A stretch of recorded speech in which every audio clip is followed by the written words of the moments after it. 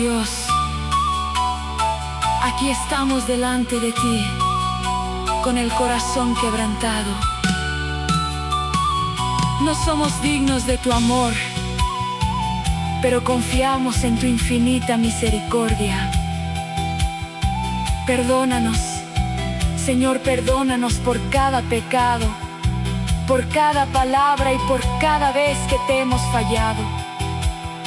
Límpianos con la preciosa sangre de Jesús. No nos abandones, Señor, recíbenos una vez más en tus brazos. Hoy nos rendimos completamente a ti. En el nombre de Jesús. Amén.